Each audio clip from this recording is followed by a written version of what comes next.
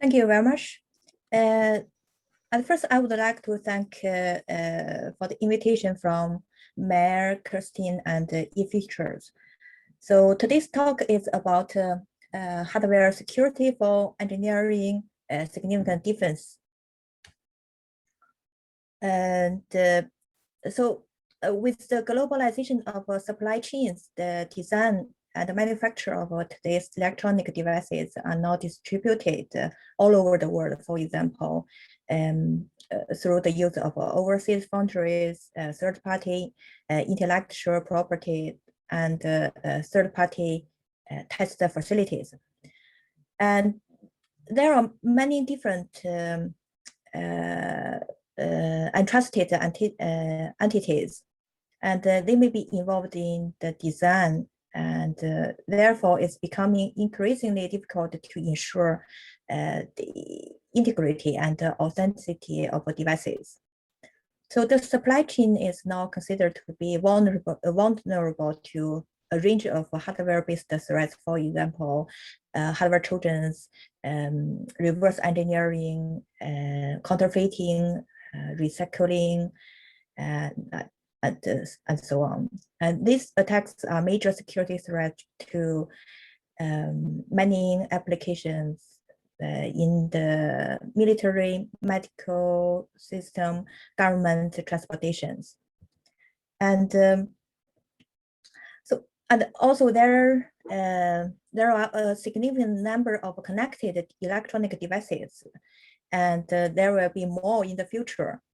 But achieving effective security in IoT devices is challenging. Can you imagine what if we have to deal with the IO cloned keys? So how to address the challenges in IC production and supply chain? And one of the solutions could be physical unclonable functions. So before introduce path, let's have a look at engineering significant difference. So we can understand that there are many software level based engineering differences.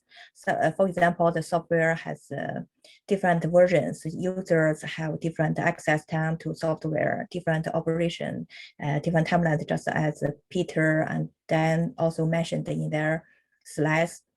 So these are unique and random, and entropy can be extracted based on this unique data. But for hardware, are there any engineering differences existed? The answer is yes. So physical unclonable function path can be considered as one of such differences. What is path? Path is a circuit that uses manufacturing process variations to generate unique unclonable digital fingerprints. And process variations, the process variation is the naturally occurring variation in the attributes of transistors. For example, length, width, oxide, thickness, and so on. During the integrated circuits fabrication. But the process variations impact on oxide, doping, feature size, and so on, many physical features. So the path circuit is also affected by these process variations. So as an example, when we have a path circuit, which is implemented on a device, for a given challenge, a unique response will be generated. When the same path circuit is implemented on a second device, this device is identical to the first device, means the identical means from the same manufacturer, from the same manufacturing lines, identical components. So for a given challenge, another unique response is generated. The same to the third device. So we can give a conclusion here. No two chips give the same response when supplied with the same challenge. Okay. So so we can see that the PUF has so the PUF has many advantages. So based on that unclonable characteristic, so it can be anti-cloning and it's secure. It can be secure updating and tamper evident. And it can be used for key generation because it doesn't need non-volatile memory. When you give a challenge, it can directly give you a response. So it doesn't need any memory to store the response. And it's easy to reproduce. It's unclonable and it's very lightweight. It's just directly based on the hardware circuit. And so it can be used for device authentication and key generation. Okay, so PUF is, so we can see that PUF is a good candidate to provide security protection to a system from cyber attacks. It can be used to authenticate the user's actions, so such as a software installation and detect any unexpected security threats. For example, as I mentioned, the tamper evident to a device. So it can, and it can also protect devices from counterfeiting. So from this, we can see PUF could be used to provide an added layer to protection of a system. So, and currently CSIT has developed a range of PUF designs based on different platforms. For example, FPGAs, memories, then new emerging memories, ARM memory, and software processor-based PUFs is a very promising research direction. And I don't talk too much detail about these research outputs. If you are interested, you can look at through our website. And currently, CSIT has also built up a comprehensive large-scale of testbeds for PUF evaluations. So this testbed includes a large number of ARM Cortex-M4 processors, M0 processor, and also FPGAs. And a user-friendly dashboard is also being developed for the related experiment. So in the future, we would like to make it publicly to welcome any research ideas or proof of concepts on PUFs.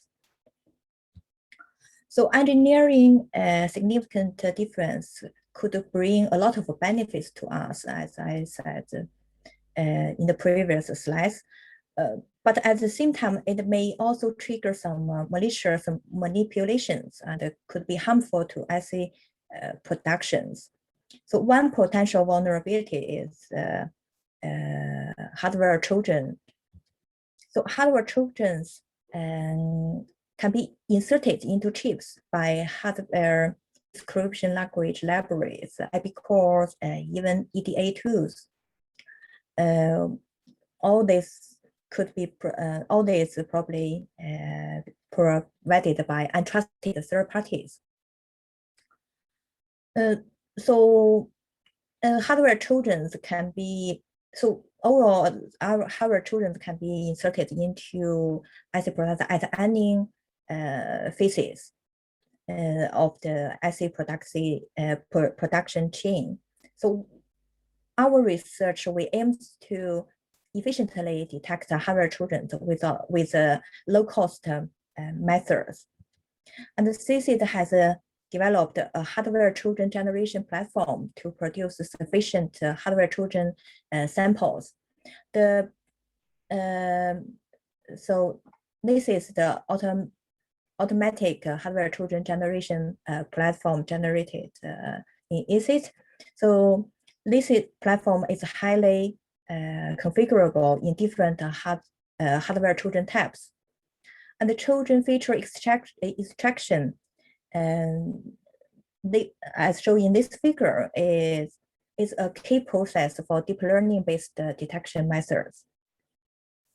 And a good Trojan feature extraction can greatly distinguish hardware Trojan circuits from normal circuits. So we can apply several machine learning and deep learning algorithm to evaluate our hardware Trojan generation platform and hardware Trojan extraction strategies. And currently we have developed a deep learning-based hardware Trojan detection system, which can efficiently detect various hardware Trojans in devices. And as previously, Wei-Qiang has already introduced approximate computing. I will skip this slide. I just want to emphasize the approximate computing currently has security vulnerabilities.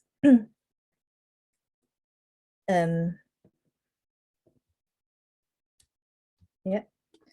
So we can also mention that approximate circuits may be more vulnerable to hardware Trojan insertion compared with some exact circuits. And so this figure here shows an example of transition probability distribution for an exact circuit and approximate circuit. So the transition probability of the approximate circuits has a more low frequency transition than the exact circuits. So it may be easier. So for this kind of approximate circuits, so it may be easier to insert a hardware Trojan than exact circuits. And CCS hardware Trojan detection platform can also efficiently detect such hardware Trojans inserted into approximate circuits. And hardware Trojans, so linked to engineering significant difference, hardware Trojans can be considered as an unexpected engineering differences in hardware. They are maliciously inserted, and it's very difficult to detect hardware Trojans using general testing techniques. And CSIT, in CSIT, the hardware Trojan detection platform can be utilized to detect unspecified code or malicious inserted IPs. And also it's essential to ensure the security of both hardware and software to achieve a completely protected system. So I would like to deliver some takeaways. So as the globalization of the semiconductor industry, more and more third-party entities have been involved in supply chain. So untrusted third parties may introduce many security vulnerabilities. And engineering significant difference could bring in many benefits to industry, but it may also open the door to malicious manipulations. For example, attackers can insert hardware Trojans to devices without, and for the general testing method, it's hard to detect. CC's path design and hardware Trojan detection platform presents great contributions to filling the gap. And by extracting the hardware features, so paths could be integrated with software-based security approaches to provide an added layer security. And the hardware Trojan, and for the hardware Trojan detection, uses deeper learning techniques proposed in our center. And it's an efficient method to detect various hardware Trojans in normal circuit or approximate circuits. Okay, so that's me today. Any questions?